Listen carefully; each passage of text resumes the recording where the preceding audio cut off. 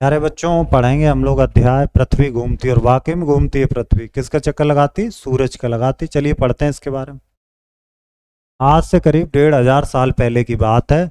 उस जमाने में सभी लोग, ज्योतिषी भी, यही समझते थे कि हमारी पृथ्वी आकाश में स्थिर है। धर्म ग्रंथों का भी यही कहना था कि हमारी पृथ्वी आकाश के मध्य भाग में स्थिर है, हिलती डुलती नहीं है, और आकाश के तारे इसकी परिक्रमा करते रहते हैं।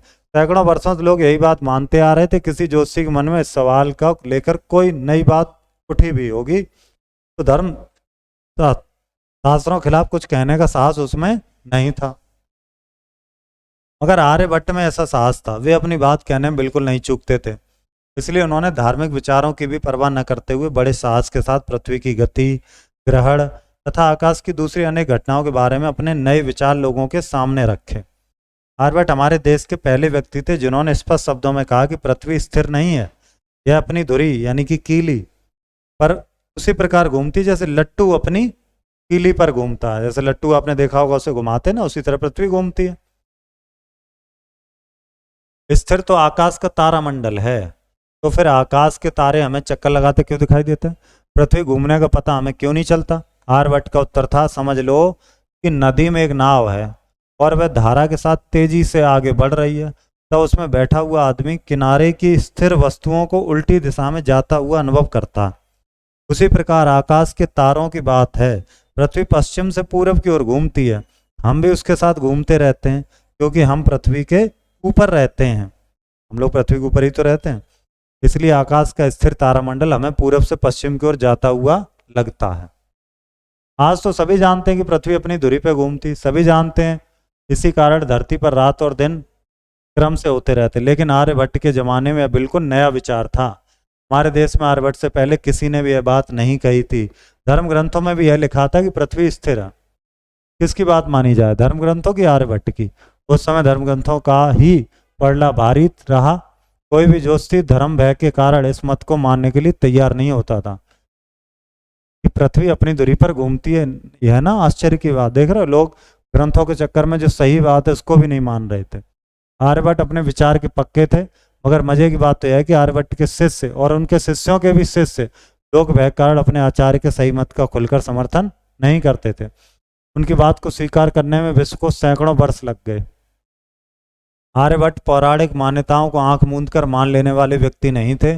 उन्होंने निर्भय होकर गणित और ज्योतिष से संबंधित अपने नए विचार एक पुस्तक में प्रस्तुत किए।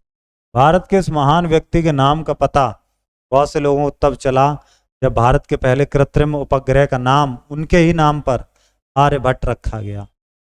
यह उपग्रह 19 अप्रैल 1975 को अंतरिक्ष में छोड़ा। यानी कि जो आर्टिफिशियल सैटेलाइट है वो अंतरिक्ष में छोड़ी। किसके द्वारा? इंडिया के द्वारा। इंडिया की कौन सी संस्था छोड़ती सैटेलाइट? इसरो। ये देखो आर्यभट्ट, ये सैटेलाइट है पहली जो कि इंडिया ने स्पेस में छोड़ी थी। ये शब्द है, उनके अर्थ यहाँ लिखे हैं। हम लोग आवश्यक प्रश्न देखते हैं जो कि चैप्टर से अलग है। रा के कई रूप होते हैं। रा के प्रयोग होने वाले शब्द लिखो। देखो रा यहाँ पे आपको अलग अलग तरह से दिख रहा है। यहाँ पर तो सीधा लिखा है, यहाँ पर रा नीचे दिया है, यहाँ पे रा है और ऊपर रा है। सब जगह रा है ये, ठीक है। रस, आगे क्या लिख सकते हैं हम लोग? रंग। क्रय, क्या लिख सकते हैं हम लोग? विक्रय। ड्रिल, क्या लिख सकते हैं हम लोग? ड्रॉप। कर्म, तो क्या लिख सकते हैं हम लोग? कर्ण, इस पर रा उड़ा दे रहे हैं। इसी तरह से और शब्द बनेंगे। अब संयुक्त अक्षर वाले देख लेते हैं। चलो पहले क्षा वाला देखते हैं। क्षमा, आगे आप लिखेंगे। त्रा वाला देखते हैं हम लोग, त्रिशूल। ज्ञा वाला देखते हैं, ज्ञान। श्रा वाला देखते हैं हम लोग, श्रम। ठीक है, आगे का आप लिखेंगे। जैसे श्रृंगार हो गया और ज्ञान। इसी तरह यहाँ पे ज्ञानी भी लिख सकते हैं, वैज्ञानिक लिख सकते हैं। ठीक है। विलोम शब्द, चलिए विलोम शब्द करते हैं। नया तो पुराना, रात तो दिन, स्थिर तो चलायमान, पूर्व तो पश्चिम, तेज तो धीरे, उल्टी तो सीधी, कृत्रिम तो प्राकृतिक, धार्मिक अधार्मिक, आकाश पाताल, अनेक एक। क्या इस प्रकार हम लोग लिखेंगे। आगे देखें, तीन तीन पर्यायवाची शब्द ये आपको लिखने हैं। शिष्य मतलब चेला,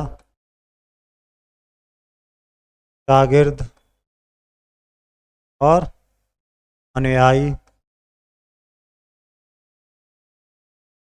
आंख मतलब नेत्र, नयन, चक्षु।